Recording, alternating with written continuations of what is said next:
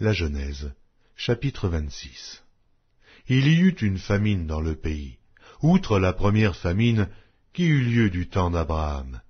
Et Isaac alla vers Abimélec, roi des Philistins, à Guérar. Et l'Éternel lui apparut et dit, « Ne descends pas en Égypte, demeure dans le pays que je te dirai. Séjourne dans ce pays-ci. Je serai avec toi et je te bénirai, car je donnerai toutes ces contrées à toi et à ta postérité. Et je tiendrai le serment que j'ai fait à Abraham ton père, je multiplierai ta postérité comme les étoiles du ciel. Je donnerai à ta postérité toutes ces contrées, et toutes les nations de la terre seront bénies en ta postérité, parce qu'Abraham a obéi à ma voix, et qu'il a observé mes ordres, mes commandements, mes statuts et mes lois. » Et Isaac resta à Guérar. Lorsque les gens du lieu faisaient des questions sur sa femme, il disait, « C'est ma sœur », car il craignait, en disant ma femme, que les gens du lieu ne le tuassent, parce que Rebecca était belle de figure. Comme son séjour se prolongeait, il arriva qu'Abimélec, roi des Philistins, regardant par la fenêtre, vit Isaac qui plaisantait avec Rebecca, sa femme. Abimélec fit appeler Isaac et dit, « Certainement c'est ta femme.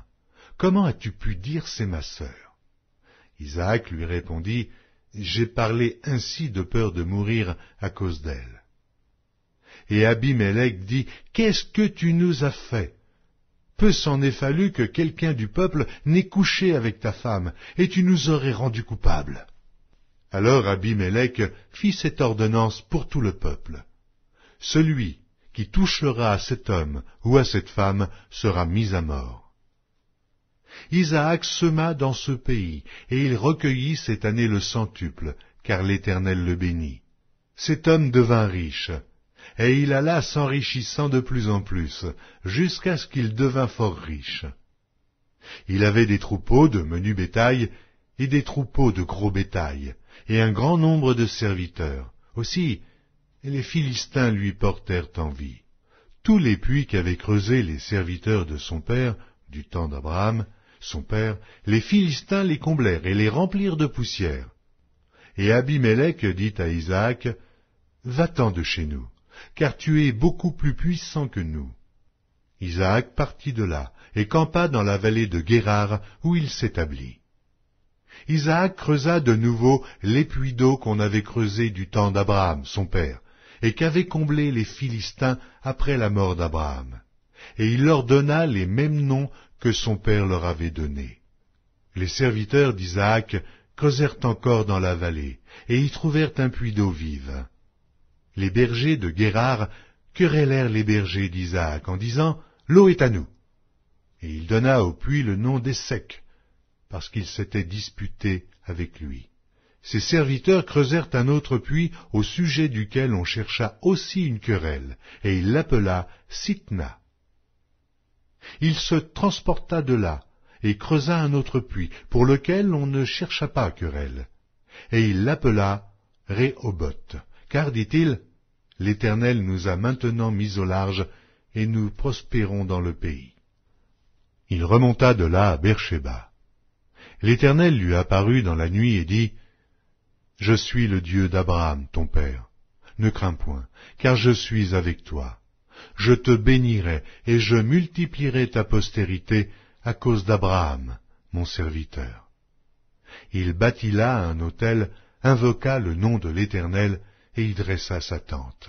Et les serviteurs d'Isaac y creusèrent un puits. Abimélec vient de Guérar auprès de lui avec Ahuzat, son ami, et Picol, chef de son armée. Isaac leur dit, « Pourquoi venez-vous vers moi, puisque vous me haïssez et que vous m'avez renvoyé de chez vous ?» Ils répondirent, « Nous voyons que l'Éternel est avec toi. C'est pourquoi nous disons, qu'il y ait un serment entre nous et toi, et que nous fassions alliance avec toi. Jure que tu ne nous feras aucun mal, de même que nous t'avons point maltraité, et que nous t'avons fait seulement du bien, et que nous t'avons laissé partir en paix. Tu es maintenant béni de l'Éternel. » Isaac leur fit un festin, et ils mangèrent et burent. Ils se levèrent de bon matin, et se lièrent l'un à l'autre par un serment. Isaac les laissa partir, et ils le quittèrent en paix. Ce même jour, des serviteurs d'Isaac vinrent lui parler du puits qu'il creusait, et lui dirent, « Nous avons trouvé de l'eau. » Et il appela Shiba. C'est pourquoi on a donné à la ville le nom de Beersheba, jusqu'à ce jour.